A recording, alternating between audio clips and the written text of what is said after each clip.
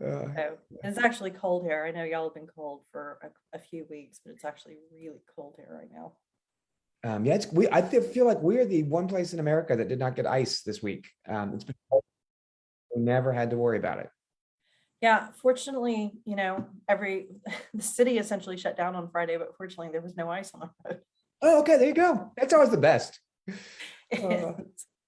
So good morning, good afternoon, good evening, wherever you are in the world. Thank you for joining us. This is Dyslexia Coffee Talk. I'm your host, Ashley, and today we have with us Josh Clark, the head of, I'm going to say it wrong, the Shank School. See, yeah, you actually were going to say it right, and then you stopped yourself. It is the Skank School. It's what you don't think it should be. Exactly, it is the Skank School. See, I knew it. See, because I overthink it. I do. You definitely caught me on that one. Everybody does. Everyone's like, there's no way it can be the Skank School. There's just no way. So thank you for joining us. Like you and I were talking about, I was really excited to have you come on because of your dedication to parent outreach and all of the work that you've been doing in the community. There's so much that we could talk about. I kind of almost don't even know where to start first. You just recently launched something in partnership with Microsoft, if I'm not mistaken.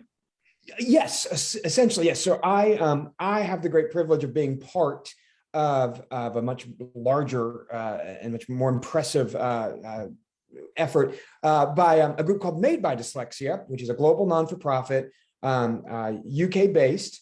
And they partnered with the Skank School and then in turn with Microsoft to push out a series of kind of educational videos, advocacy training.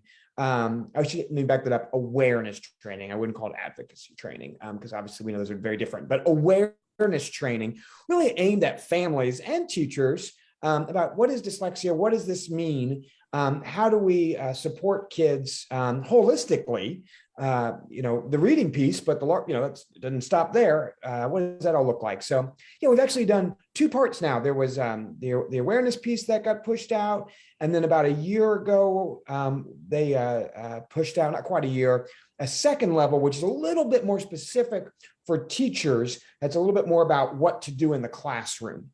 So they try to, balance both for families and then for teachers as well. Oh, wow. That's quite an initiative for sure. And I know Made by Dyslexia, they're doing incredible work, I think, and especially trying to raise awareness within the business community. Yes, they're doing super cool stuff there. Yes, it's really impressive. Which is so necessary. I mean, I work for over the course of my career, I've worked for rather large organizations, and I like to see how corporations now are starting to embrace all kinds of diversity. Yeah, it's interesting. Yeah, we've done, this idea. You're right, especially in corporations, and there's these affinity groups now where folks within a corporation who identify and kind of within certain characteristics have opportunities to kind of talk about what does that mean for them. And we've had a couple opportunities. I just, a friend of mine is kind enough to include me. We're going to do something for Salesforce because Salesforce is having like an affinity group conversation around dyslexia. And yeah, it's interesting. And, because I'm dyslexic, my kids are dyslexic. I work in, I'm like Mr. Dyslexia at this point. So I forget sometimes. I'm not the most empathetic person to understand sometimes the trials and tribulations of being immersed around people who don't fully understand that, especially, in a career path. But I'm have the honor of being on the board of the International Dyslexia Association. And we have another board member who works in a corporation. And he just recently shared, he's dyslexic and he's gay. And he was telling me I had a lot easier time coming out as gay in my corporation than I did sharing with people I was dyslexic, which I was like, wow, oh my gosh, that was important for me to hear and have that perspective. Yeah. So I'm not dyslexic, but I definitely agree with that because I know that I work with numbers all day long, but the way that I learn numbers is I'm extremely visual. I have to touch it. I have to feel it. I have to see the formulas. You can't talk to me about math because if you talk to me like the third number in, I'm gone. But in a corporate environment, especially in corporate environments where the groups are dealing with numbers. I'm not in finance, but I'm sort of like attached to finance. Everybody is extremely auditory, and they're just all number, and I'm just kind of sitting there going, I swear I'm not dumb. Yeah. I just can't follow what you're saying. And I always sort of bucked up against the idea that there was one way to take in information. And because I've been sitting as a dyslexia advocate for now so many years in the corporate world as well, I've really been pushing against them, going, people need to take in information in alternative ways. And you can't think that somebody's stupid just because they're not taking in information exactly the same way that you're attempting to relate it. You're discounting all of the talent in the room by doing that. And so I'm happy to finally start to see change sort of come about in that as well. Yeah. So it's a relief. Yeah. Good. Yeah. It's so interesting as you say that too, because I think it's probably all of us to some degree actually operate differently than we think everybody else operates, right? We have this kind of misconception that the world works one way and then we're this outlier to some degree. And if we all talk about that more, I think it'd be helpful. But hearing you say it too, it also makes me think, as a parent, a parent of dyslexic kids, and then, talking to parents, I think that's also what's so important, is helping our kids. Obviously, we have to advocate for them. We have to do all we can to help remediate the difficulties that they're bringing to, certain academic tasks, by nature of being dyslexic. But I think we also have to focus on helping them be proud and be confident in being dyslexic, because you're gonna get to work one day and it's gonna be different. You are not gonna get to the same route. And how can we help make sure that all of our kids are gonna my kids are gonna be in therapy, but it's gonna be my fault, but I'm hoping it's not because they're dyslexic, right? I don't want that to be the piece that sends them to therapy, because I want them to always say, yeah, I do think differently. This is how I do things, but not hide from it. I think it's just, so important. I completely agree. And that's what I've always tried to instill in my own child as I'm sitting here. We used to drive up to a school, and I know I've said this many times before, audience, I apologize for that, but we would drive up in front of a school and I would give them a mantra. And I would be like, this place and these people do not get to define you. A test is a moment in time, and that's all that it is. And the test is not a true measurement of your knowledge, because there's so many other factors in that moment in time that can impact your output on that test. Do you have a migraine? Is your stomach upset? Where's your anxiety levels, et cetera, et cetera, et cetera. But I was just like, I didn't like the fact that I had to approach his education with him from being like, these people really aren't going to understand you. And I hate to do that, but at the same time, I felt the need for him to understand that, so that he wasn't seeking approval, because he started off school desperately wanting his teacher's approval. And he fell in love with his kindergarten teacher, and he fell in love with his first grade teacher. He's fawning all over them, trying to sit in their lap, hugging on them, read me a story kind of a thing. And I'm sitting here going, they don't understand what's going on with you. And once I understood that, I was like, no. Love them, that's fine, but you need to understand these people don't understand the way that you learn, and that's not their fault. We're going to teach them, but if you can come into this understanding that you're not understood, maybe we can get through this easier. Yeah. And you're right, there's something so sobering about having to have that conversation with your 8-year-old, right? But it's true. And I have a great colleague at the Skank School, and I just plagiarize her all the time. And she always says, dyslexics were made for the world, but not for school. And it's so true. And I feel like, as a parent of dyslexic kids and as talking to other parents, I always say, we just got to get them through school. We just got to get them through school. And you're right. It's interesting you talk about, they seeking approval, and we have to help them early on understand that. And you're right. And that's what school is. School is built around this idea of, we need you to seek our approval, right? Your behavior is dependent upon you buying into this thing so that you behave correctly. And we're going to constantly measure your approval. We're going to give you constant messages of whether or not you are meeting or failing to meet what we define as approval. I mean, that's just what school is. Which we get a larger argument of it is, my other frustration in life is that we make kids for 18 years go to this thing that's supposed to prepare them for life that looks nothing like life, that in no way, shape, or form do, like, we all know, none of our lives mirror what we do in school. 100%. It frustrates the stew out of me. And it's fine to say you have to do this thing, but don't say we're doing this thing because it's what's going to prepare you for life. It's more like what's going to occupy you until you get to life. And I couldn't articulate it that well, but you're spot on. I can't stand that, career readiness thing. I'm sitting here going, this has nothing to do with careers. And Nothing. People that are saying that, you of all people should understand that. Well, yeah, I mean, it drives me nuts. And when, as young as 8th grade, a kid doesn't get an algebra 1 in 8th grade. Oh my God, what track are they in? And it's just utterly ridiculous. And I spend my day, like, I've built my life and my career around avoiding things I don't like and I'm not good at. And there's a lot of privilege I bring to that to be able to do that without question, right? But it's nonsense to me that, and it's like, I really like to run, but my older brother makes fun of me. He says, I'm the greatest athlete as long as there's no ball involved. Because I have just zero coordination whatsoever. So, but I really like to run. But I always talk about, I'm terrible at sports, but it's not like I'm expected to be good. Like, no one's like, oh, well, what's going to happen to you in life? You can't catch the ball. But we give you an algebra test, and it's like, oh my God, you didn't know the quadratic equation. How can you possibly, be an insurance salesman? And it's like, what are you talking about? Yeah. Yeah. My other beef with it is, not only is it an environment where it's setting up our children to constantly seek approval, but it's from day one, it's an environment of a level of competition that doesn't exist anywhere. Oh, that's good. Yeah, that's so true. Because competition within sports is a very different thing. Competition in the workplace, healthy competition in the workplace, let me rephrase that, is a different thing, because everything else is more about the team mind. And sports, where it's an individual event, that's individual competition, that's setting the bar for yourself and attempting to break the bar for yourself.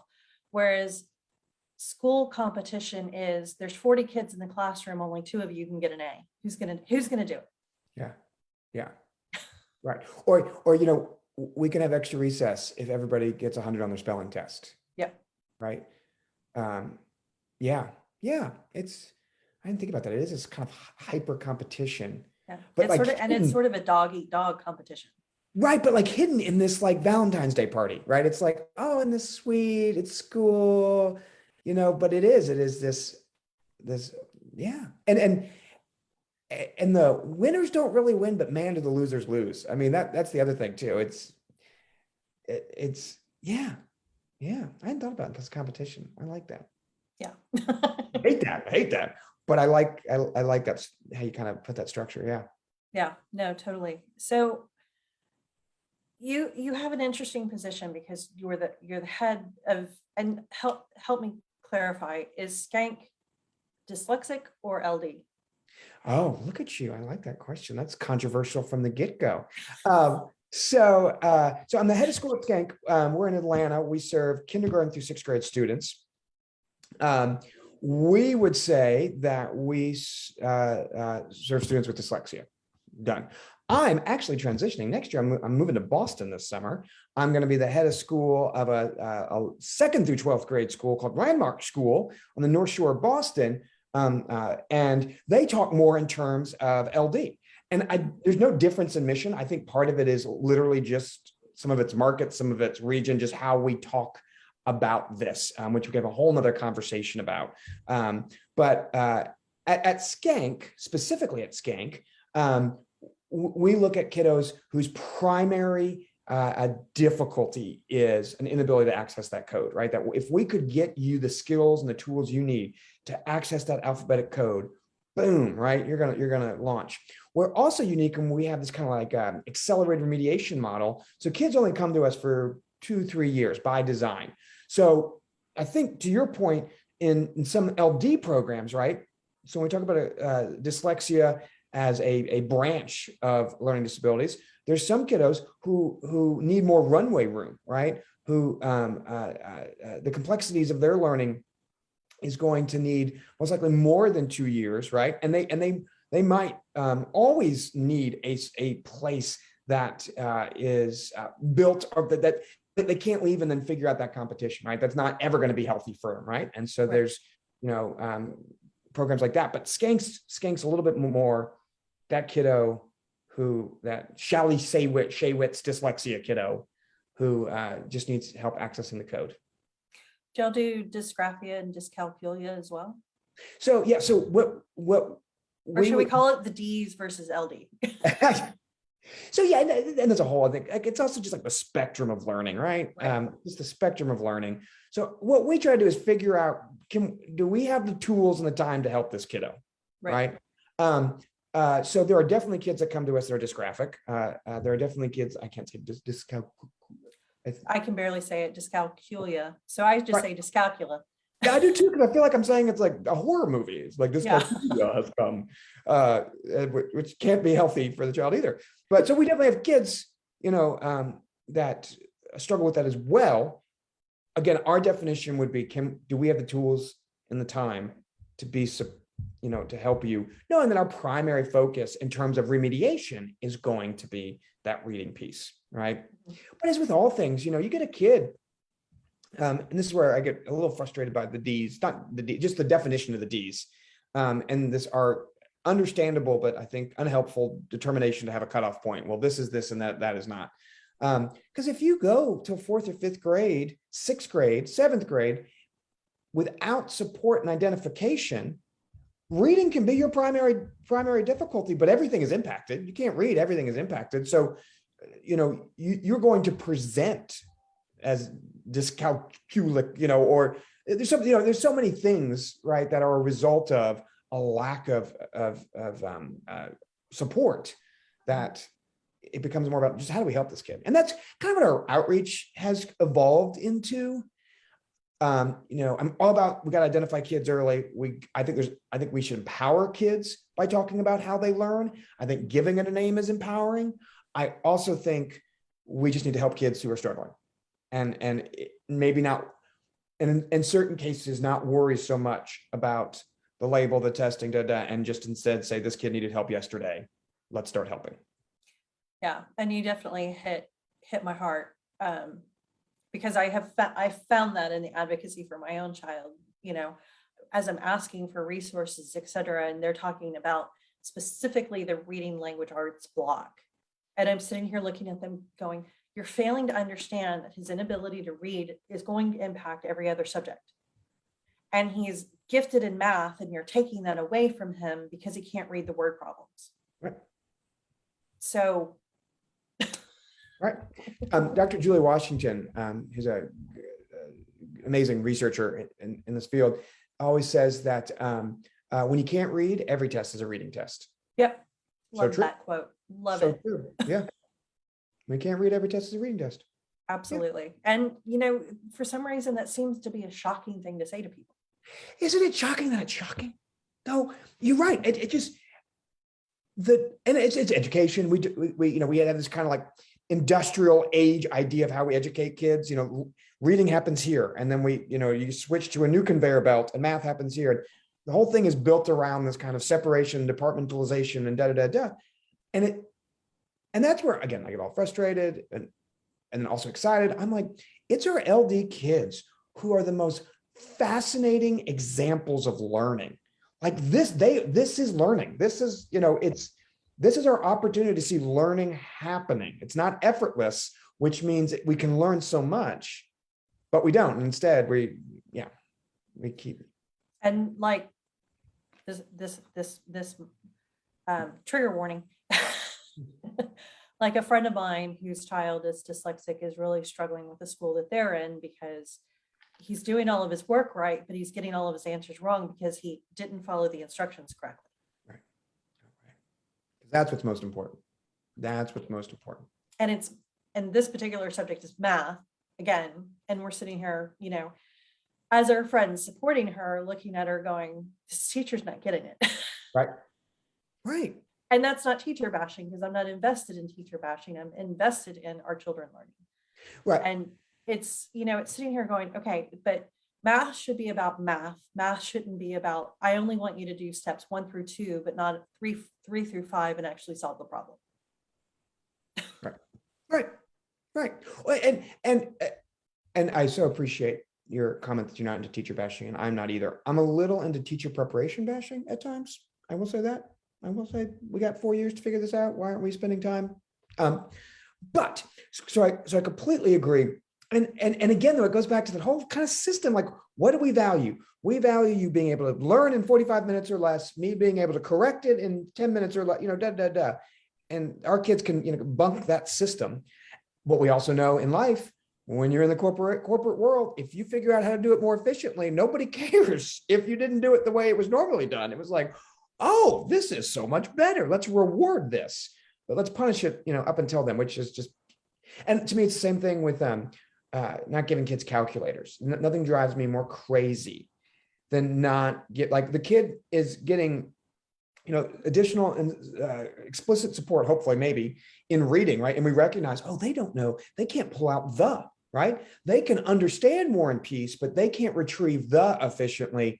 How do we help them? Then we get to math class and it's like, well, that's cheating. That's cheating if we give you a calculator, not recognizing that we're wasting all of our time trying to pull out 4, just like we're wasting time pulling out the. Mm-hmm. It's crazy.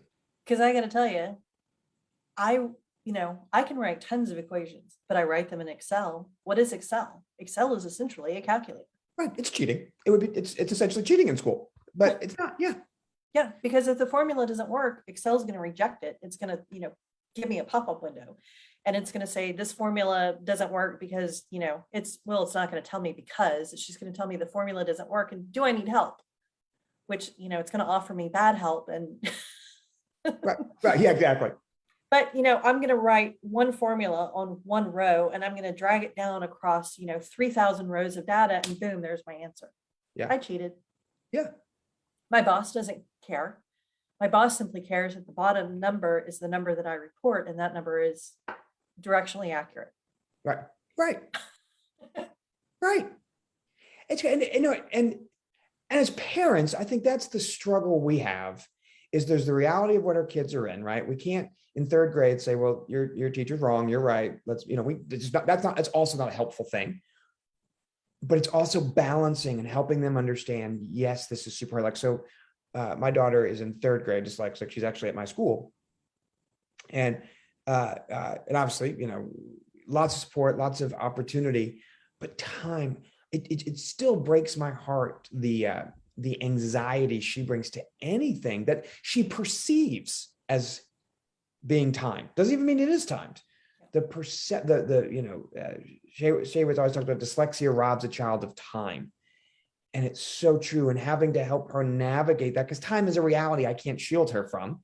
So how do I kind of bolster, yeah, this sucks, but you can do it, with this also just sucks. Yeah.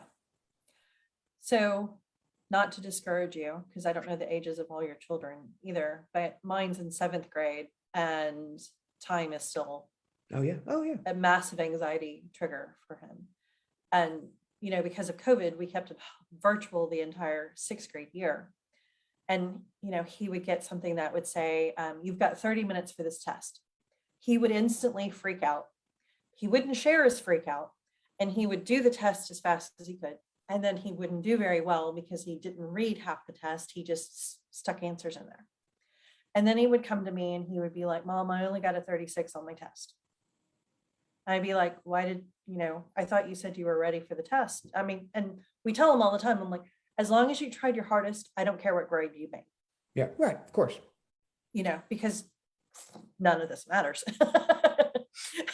And, but when he looks at me and he says, well, I only had 30 minutes for the test and I panicked. And so I did it as fast as I could. We spent the entire year going, you have extra time. You need to understand. But the teacher said to the whole class, that didn't apply to you. Right. Right. But it was an entire school year, and he, and now it's the next year and we're halfway through it, and he still has that anxiety trigger, and he still goes, the teacher says I have to do it in 30 minutes. I'm going to do it in 30 minutes. And, he's like halfway through it and he's realizing that he's not doing very well. And then he's like, wait a minute, I have extra time. But he'll still just, he's proud of himself, and if he can do a test in less than 8 minutes. And I'm like, I don't understand where this is coming from. Right. Well, and part of it is, part of it's, I think, kind of that silly middle school boy. That also the reason they don't wear a coat at recess. It's like, why don't you wear it? It's 10 degrees. You could wear a coat, but I'm not going to. So you're describing my life right now. He's in t-shirts and shorts. I'm like, it's 20 degrees. Right. That'll work. But and we do inadvertently reward kids for time. It's ridiculous, but we do. So my son is he's also dyslexic. He went to my school for 2 years, and now he's at another independent school down the road. And we were fortunate that we could make that happen. And when we're looking at schools, I'm pretty dogmatic, and I'm interrogating. Well, blah, blah, blah, blah. And so I asked the school, what do you do about accommodations and extended time? And because I also, I want him to have it, but I also don't want him in the hallway. If he's not a hallway kid, that ain't gonna work. Where, everyone else is done, and Anyway, one of my favorite things I've ever heard is they explain what they do, but they said, but our first our first line of defense is we shouldn't be giving assessments that are built around time. And I was like, I will write you a check the rest of my life. That is the best answer I've ever heard. And it's right. Why do we? I got into leadership because I could define my own time. I never have to do something outside of an emergency situation where I have to produce something that is going to be consumed and judged by other people in 30 minutes or less. Never. Yeah. And like, I've got deadlines, but I don't have a task assigned to me with somebody standing there with a stopwatch, click, Right. Because they don't want me to do it in 30 minutes. They want me to get it right. Right. Except in school. Yes. And again, even in an emergency situation, it's going to take as long as it's going to take. Right. Management might be checking in every 15 to 20 minutes saying, are you done yet? Are you done yet? Are you done yet? But if you push back and go, I'm not done yet because of X, Right. They go, great. How can I support you? Keep going, keep up the good work. Yeah. Yeah. It's just, and then that's why as parents, we also have to figure out where can we offer our kids spaces where they can be successful. And that's hard too. I sometimes meet parents and school's so hard and the kid's not doing well, and we have the tutors and and they say, so we had to drop football or we had to drop the play. And I'm like, oh my God, stop. Whatever you do, drop everything else. Drop the tutor, for God's sake. Don't drop. We got to give our kids spaces where they can be successful so that when they get out of this, they have a kind of a map and an image of they can do things, they can achieve. 100%. And my mom used to always ride me, saying your kid's not being a kid because he's going to tutoring 3 nights a week. And I'm like, but we're going to soccer practice 1 night a week, and he's got a game every weekend, and he's great at soccer and he loves soccer. And, I give him something that's outside of the school and tutoring environment that makes him genuinely happy, that he enjoys. Yeah. And it's so important. It is so important. So you brought it up, and I definitely want to talk about it. Let's talk about the outreach program. Can you describe it? Yeah, so at the Skank School, we have something called the Dyslexia Resource, right, which is our outreach arm. It exists primarily, our mission is to empower communities to serve dyslexic learners, and we do that through tutoring, training, and education. So there's the education piece is kind of like what we're doing right now, right? Lots of variety of things, webinars, the Made by Dyslexia stuff, right? That's that kind of general education piece. We do a lot of teacher training. We are Skank is I guess an affiliate, if you will, of the Orton Gillingham Academy. So we do a lot of Orton Gillingham training. We do kind of official Orton Gillingham training, and then we also try to do a little bit more accessible Orton Gillingham inspired training, for the teacher who needs something tomorrow. And I think that's all great stuff. I'm super proud and honored to be a part of that. And then the tutoring piece, that's what I'm really into. And we do some traditional tutoring, like you call us, you're going to pay us money and we're going to work with your kid after school. We do some of that, but that's limited capacity. But we are in partnership with an Atlanta-based group called Purpose Built Schools. I won't get into it all. It's a really, really cool story, really great program. Years ago, a group of philanthropists kind of invested in a kind of high crime, low income corner of Atlanta, and with being very mindful of trying to kind of resurrect this community without gentrifying the community, which they've had moderate success on. It's gotten harder as they've been more successful, but they essentially went in from cradle to career, working with families, and they brought in medical, they brought in job training, they brought in legal services to prevent evictions, all this stuff, and they also had a school piece. Super successful. So out of that, they've tried to replicate that work all over the country. And as part of it, they went to another section of Atlanta, and within Atlanta public schools, it's called the Carver Cluster. That's that's the kind of the tract from the elementary to the high school. It is the lowest income census tract area of Georgia. It's south of Atlanta. It's everything you imagine and associate with poverty.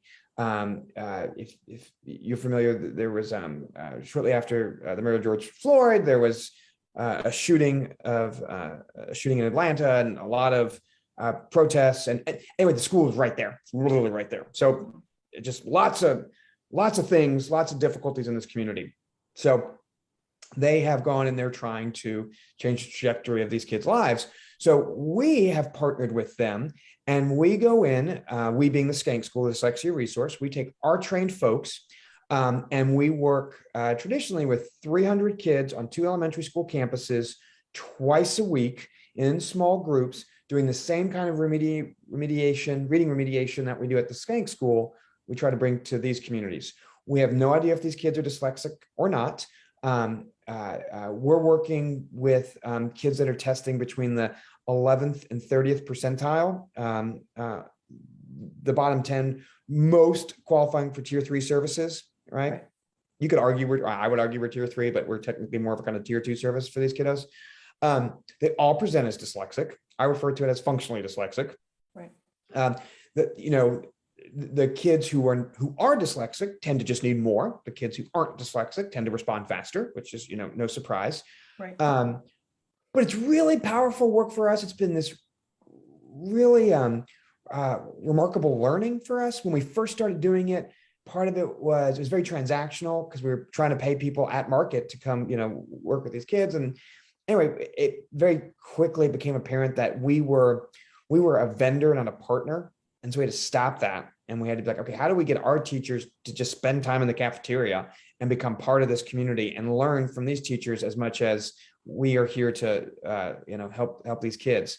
And it's been great. And we've had to make a lot of adjustments, not in obviously the science of our approach, but kind of in the reality of our approach that, these kids have very low vocabularies. Right. They, as I'm sure the number one predictor of a kid's comprehension is their background knowledge. Right. A lot of these kids don't have the same, we can't bring the same assumptions around background knowledge. My favorite story is somebody was working with a kiddo, and I laugh. It's funny. It's not funny. I think I can't remember what we were giving. We were giving some kind of assessment, which we stopped. We gave way too many assessments in the beginning too, thinking we could, do a research study, and we were wasting time on assessments, not helping kids, but we're doing it. And the question was something like, how do you keep a bear away on a camping trip or something like that?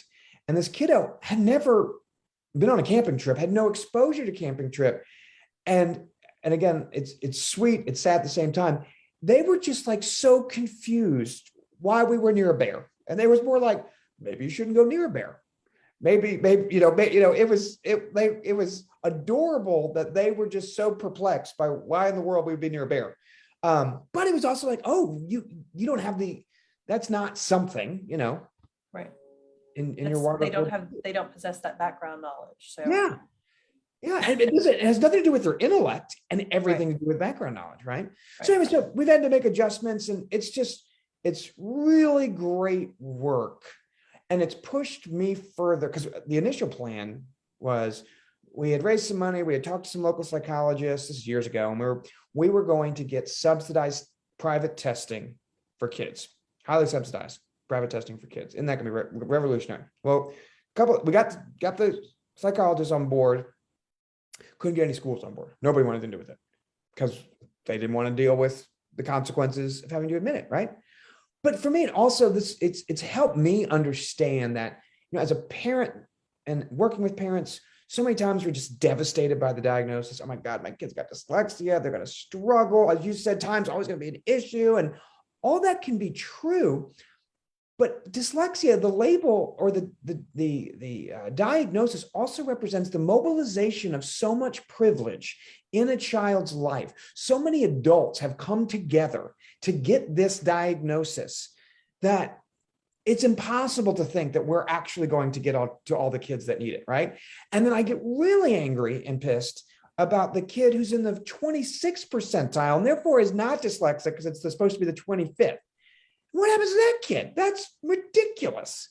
Yeah. So I am shifting my thoughts on outreach to more, we need to help kids as much as we need to identify kids, if that makes sense.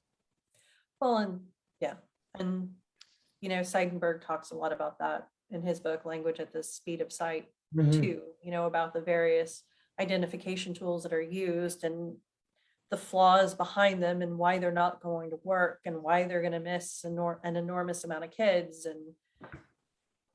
But that's the whole push behind the science of reading, is it benefits all children and harms none. And, when you look at NAEP, it's more than just our dyslexic children that are falling behind in the classroom. What about the 44% that isn't dyslexic? What about them? We're not going to teach them. We're going to assume that they have the background knowledge and they can write from experience and be taught comprehension strategies without any of the code and be fine in life. Right. It's mind-blowing. Yeah. For 12 years in an environment where you need to seek approval, it's set up for competition. You're going to be told that you're failing because you are failing, ridiculed for that every single day. And then, oh, you're ready for your life. Here you go. Right. Oh yeah.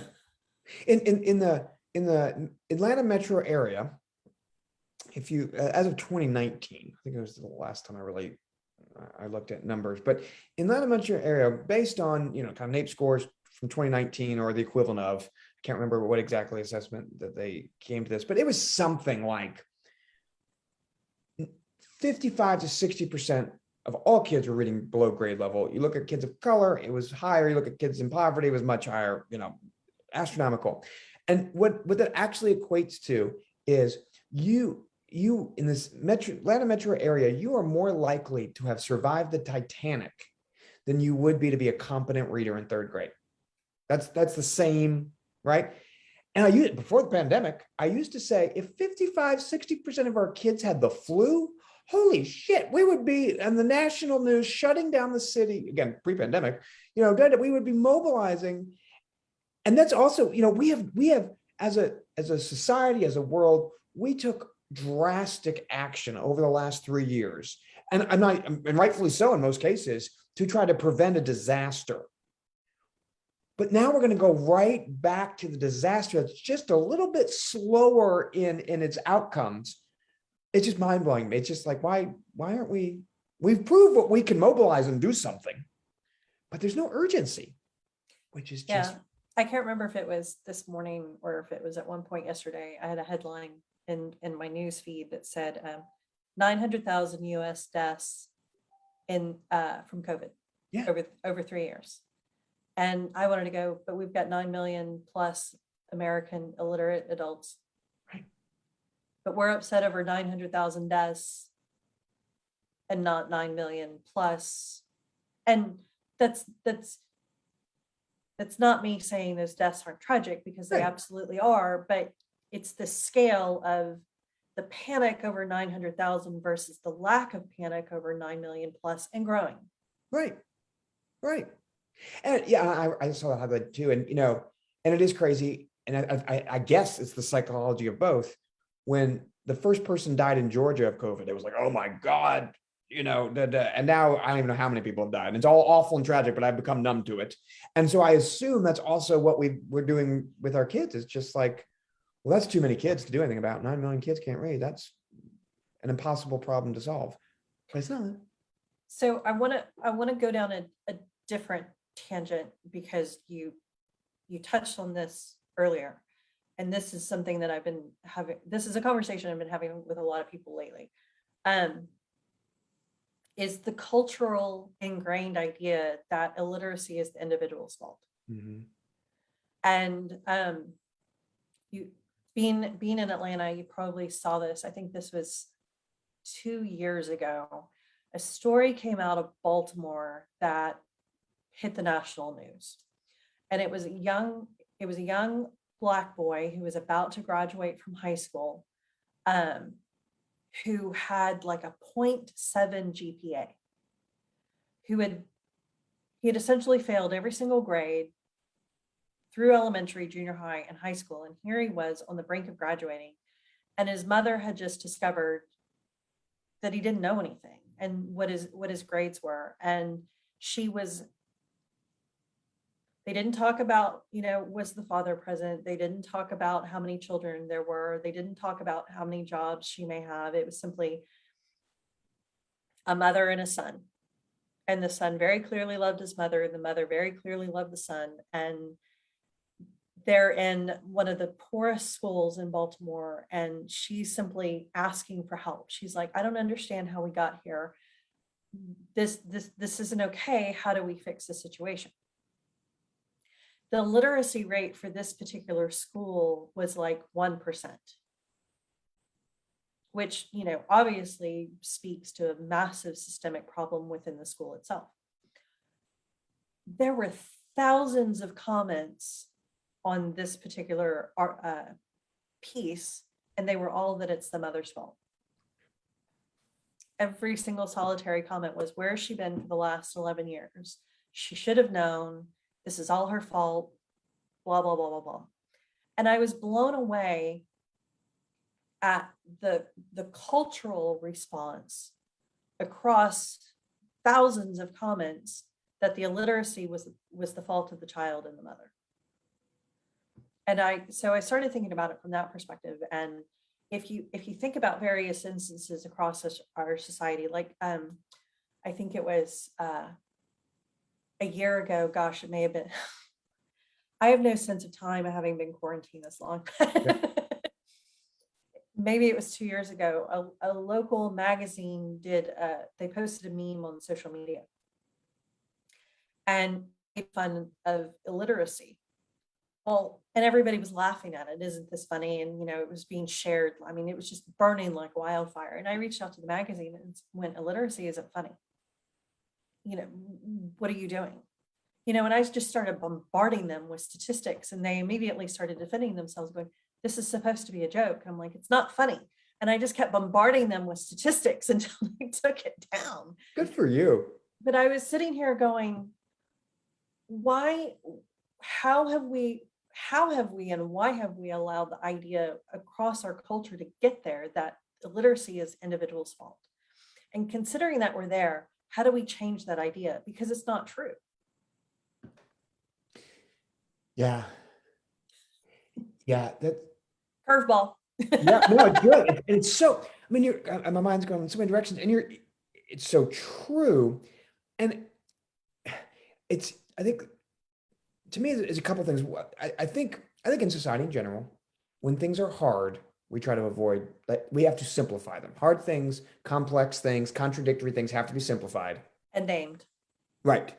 So I think that's just what we do. And I find it fascinating through my lens of this, because I think, to me, we think if illiteracy is an individual's fault, it has to be because, or to some degree, it has to be because we have such faith in the school system to be operating appropriately that it couldn't be a failure of the system itself, because we believe so highly in that system that the individual must be the reason this is not working. And at the same time, in the last 3 years, we have put so much pressure, and it has been so clear how many things we have abdicated. What is the word? Yep, Thank that's you. it. Because I can't pull it out. Dyslexic soup. But we have advocated so much of our responsibility to schools. Schools shut down, but they still needed to feed kids. Why the school that we work with, that we do outreach for, shut down during COVID, became a food bank. Yeah. And that's wonderful, but why? When did it become the school's responsibility to be the food bank for these kids, right? We don't want schools teaching this, or we don't want schools teaching that. Why aren't you teaching your kid moral values? When did it become the school's responsibility? Anyway, all this to say, and yet that's where I get so confused by it being the individual's fault. Because the only way it can be the individual's fault is because we have such faith in the school. I also think the biggest danger to education is nostalgia. We all have this misconception of what our school experience was, and clearly it worked for us, and therefore that's what it needs to be for our own kids. We forget that, and so I don't know if you experience this. So many parents who to varying levels of success, and let's define sex by socioeconomic status for now, right? I know it's not, but for now. So highly successful people whose kid's dyslexic, they're dyslexic, but they don't understand until their child goes through this, and they're not a strong reader, they're not a strong writer, but they've figured out things in life. And I think some of the difference, I guess now, is the stakes are so much higher. We have less room for, even with kids of privilege and opportunity and to not be succeeding in school because the stakes have gotten higher. I don't know. I'm rambling because it's a great point, and I don't have a great answer to why we've assigned this to be the individual's problem. Well, and I don't think that there necessarily is an answer, but I definitely appreciate how you framed it, because I think that you're spot on. What I've always said is we're ingrained, we're 5 years old when we're sent to school, right? So during our most impressionable years, 5 through 18, we're in this environment where we're told we're supposed to give as much submission as we do to our parents, right? And then, 5, 7, 20, however many years later, you have a child and you turn around and they're 5 years old and you send them to the same establishment. I think that I was a little bit different because I had a mother who always bucked against the idea of what the system was supposed to be providing me. And to my siblings, like we were dramatic. All three of us were dramatically at one point or another ripped out of the school by our mother in the middle of the school day, with her storming into our classroom and taking us by the hand and saying, "We're leaving and we're never coming back." And we never did. Wow. Yeah. But I remember sitting in one of the earliest IEP meetings, and I don't even remember what they said. And I turned around and I looked at them and I said, "I do not abdicate my authority because my son is in your school. My child, my rules, my way, not yours, period. You are not the parent, I am." And they were like, "Oh, yeah." Yeah. So I was like, if I tell him no, you don't get to tell him yes. That's not how this works. And but I think hearing you say this too, I think so much of that is, to your point, because your mom set that expectation or that possibility. Because I think back, like had I not gone the career path I'm in, I don't know what the heck I would have done, but whatever. I did something that wasn't education and wasn't dyslexia. I am sure my kids would be in school and struggling and hate it. And I'm like, well, that's just what school is. I hated it. I struggled. I don't think I would know to do what you are doing, because I knew school to suck. I knew it to be hard, miserable, and you got through it. And that's just what it was. And I completely agree with it. And the story of her ripping my brother out, my brother's 12 years older than I am, ripping my brother out of elementary school, putting their house on the market the next day and moving a week later so she could put him in a different school. It's still told at family gatherings, and he's 60. Yeah. So no, I completely agree with you that I had this precedent set, but that's one thing that I really try to impart to parents is you don't abdicate your authority. You're the parent. So you're I think we could go around and around this because you definitely hit my heart there. Um, from the position that you have, though, I think you have incredible insight, sort of like you were talking about with your son that you put back in school. You know, you were interviewing them, you were asking them questions. What are things that parents can ask, can seek? What should they be seeking? What sort of advice would you give to parents who are they're just trying to navigate this path? You know, what do they need to be looking for? And bearing in mind that, you know, you and I both know not everybody can afford to put their child in a private dyslexia school too, right? Right. Yeah. So they're having to navigate public schools, but we get a lot of questions from parents who are in one state looking to move to another state, and they're trying to figure out where to go. What kinds of questions should they be asking, do you think? Yeah, that's a good question. And a complicated one, right? So I always tell parents, this is like your in my opinion, this is just my opinion, number one goal is self-confidence. We can figure out the reading piece step by step, day by day. If our kids stop believing in themselves, that's a heck of a lot harder to build back up and turn that ship around. So I personally, when I think about it, education, I think about our number one goal is to figure out how can we find the best environment that's going to preserve their self-confidence the most, right?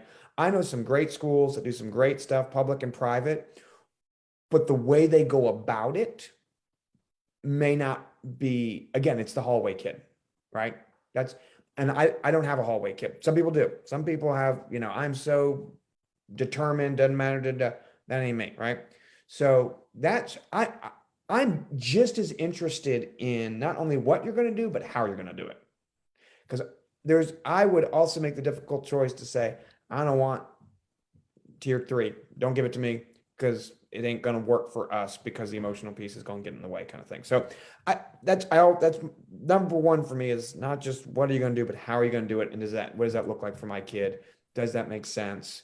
Right? So I think that's a big piece. And then, you know, I always, you know, when talking to schools, you know, what does your dyslexia program look like? What does dyslexia support look like? And just that alone, you're going to get 90% of what you need, because it's either going to be something like, no, I'm sorry, what?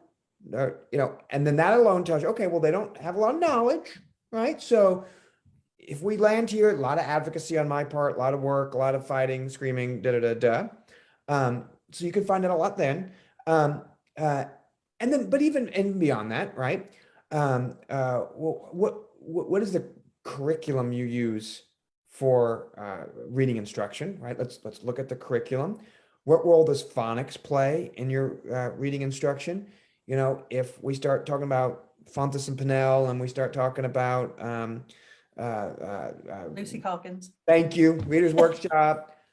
And I'm not anti. I mean, there's places, but if we're relying on 3 queuing system and pictures, that alone probably not going to be the best position, the best place.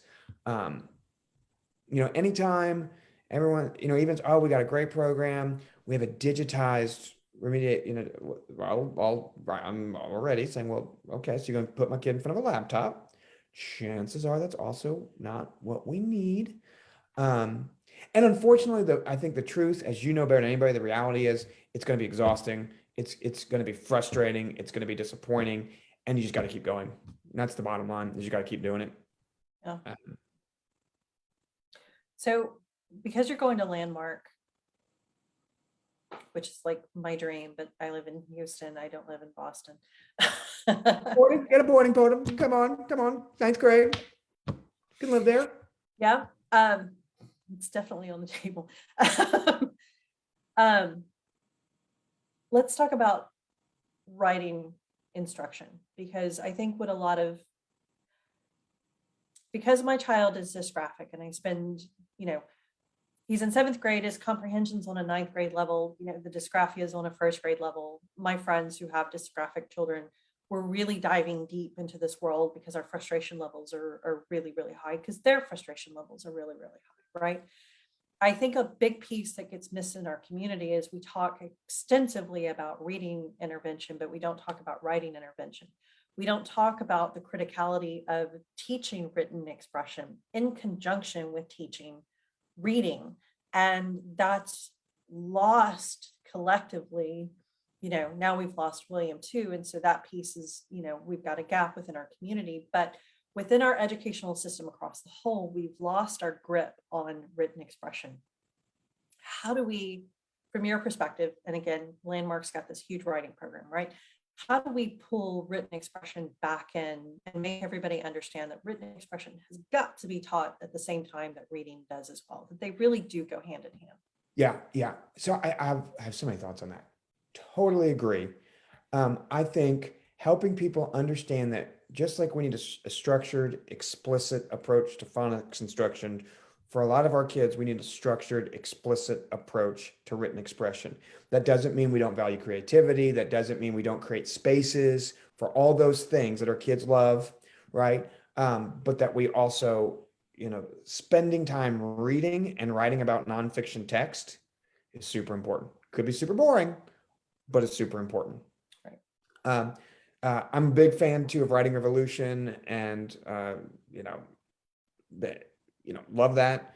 I also think we have to be mindful. And again, I'm going to bring it back to the pandemic, right? I feel like we're at a stage in the pandemic we have to make compromise. We're not really comfortable with any of it, right? We just got to make some compromises. With our kiddos, it's similar. There's going to reach a point where we have to make some uncomfortable compromises. And for me, that comes to, where does the role of adaptive technology or assistive technology come in at some point?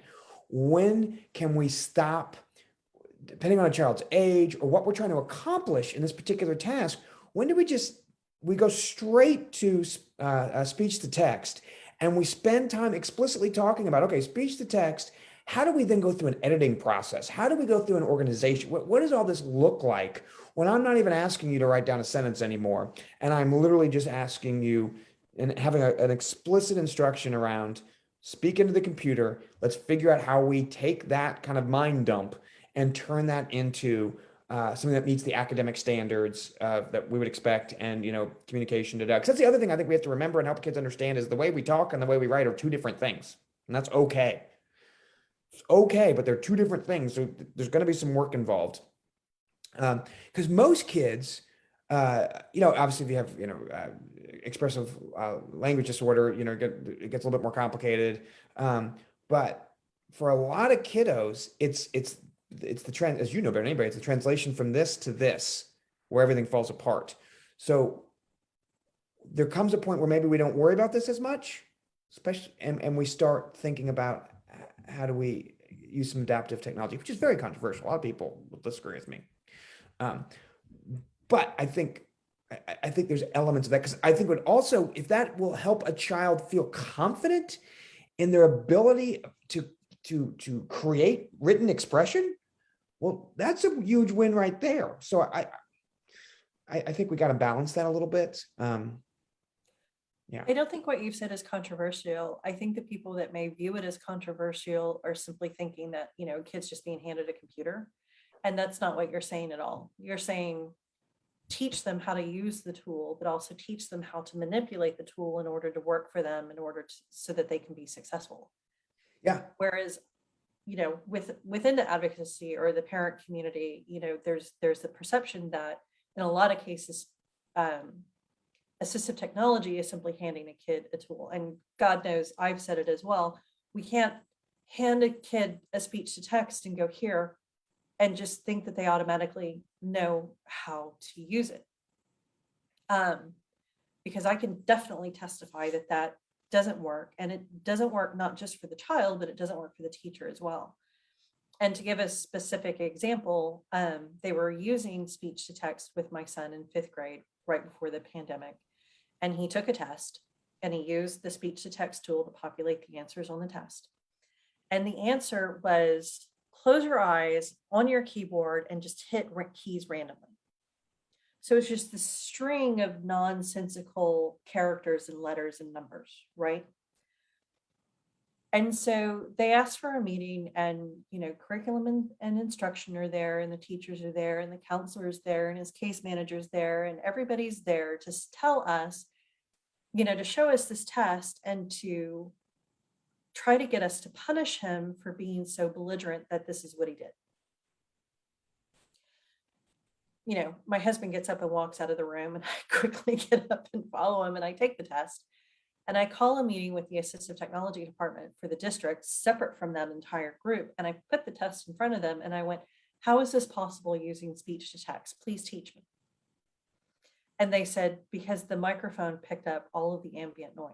Oh, and wow. it didn't know what to process. Yeah. And so it just spit out Yeah. garble. And so then I take the test back to the school, and I actually formally called an IEP meeting, and I went, this is not my child being belligerent. This is the result of ambient noise. I didn't even ask them to change the grade of the test. Their immediate solution is, oh, we'll, excuse me, we'll sit them in the hallway to use the speech to text tools. And we went, no, that's not going to happen either. My son immediately gave up on speech to text. He refuses to use it. Because that angered him so much that they thought that he was being bad. Right. And so he's like, no, I'll never use speech to text. It isn't going to happen. And I'm like, we need to get back there. So Yeah. I appreciate what you've said, but I think that that's why people may view it controversial, is they're not thinking about the education piece that has to go with it. Right. Yeah. I think the education, it's just like, you can hand me a toothbrush and I'm still gonna get cavities if no one ever explains to me how to use a toothbrush and its importance and 30 seconds versus 2 minutes and all those things, right? Same thing. That's a great analogy too. Speech to text. You got to help the kid use the tool. And I would argue all kinds of things with this too. First of all, let's say we think the kid is being belligerent. Instead of rushing to punishment, which I appreciate, if kids are belligerent, we have to have a consequence, let's pause for a moment and figure out what's motivating them to be belligerent. Kids aren't bad by nature, so what's motivating them? So, but as you know that, and I would also, so we got to teach kids, and then I think we have to do a task analysis every time we give a kid an assessment, dyslexic or not. We need to go through a task analysis of understanding, what are we asking kids to show us they know versus what are we asking kids to do? Because those often don't align, right? So for instance, and now I'm going down a rabbit hole, but your son's taking this test, it's like the science test, right? So we're using speech to text. Is the purpose of the assessment to gauge and understand his knowledge around the scientific facts and formulas that we went over? And or is the purpose of the test for him to be able to articulate that in written form? And, all these things, because, maybe the solution in the first place was to just let him verbally tell you what he knows and create a different space, a different environment for him to articulate in writing. Because it's just a very different task. And there's time, there's all these executive functioning skills are coming to bear, right? So the idea that we ever need to do this in 30 minutes or less is a bad idea. But I'm not against evaluating his knowledge in 30 minutes or less by having anyway, you know all this, but it drives me insane. No, but but that's perfectly said. And I think parents definitely need to hear that, and teachers need to hear that too, because you're right, and the perception that giving a child a test orally and them giving you oral responses somehow doesn't prove that they know the material. That argument I've heard from time to time, and I'm sitting here going, oh, they articulated it. I don't understand what the breakdown is, because they didn't write it down, because they didn't color in the little box, or Is that what we're interested in? Is that what we're trying to understand? Yeah. Um, Back to the earlier example, is it the math problem or is it the following the instructions? right, right, right. And again, that's frustrating. That's what I want your son to understand. That's what and it's hard because we're asking kids who are too young to understand things that are too complex, right? Because speech specs is such good. Like I dictate everything. I dictate everything when I go back. And when I do sit down and write, I have to close. I will work from home when I have to write an essay, or a magazine article or something, because I have to sit in silence and say it out loud 500 times a day. But I actually feel confident in my writing, but I have a very laborious process to do it, and that's okay. Yeah. That's okay. And yeah. But I think that that's perfectly said. That's okay. So we're at just over an hour. So I wanted to wrap up, and I like to wrap up when I have guests like you to ask, is there anything that I've not asked you that you feel is important? And this is sort of a mean question, sorry. Is there anything that you feel that you want to say or point out that we've not touched on yet? And if the answer is no, that's okay. I don't think so. Other than I will go back, so I'll say it until I'm blue. Confidence, confidence, confidence. What can we do to help give our kids confidence? And sometimes that means, I think, making compromises we're not fully comfortable with, but confidence, confidence, confidence. I'm a big proponent of confidence. I love it. So thank you so much for joining us. This has been awesome. It's been so much fun.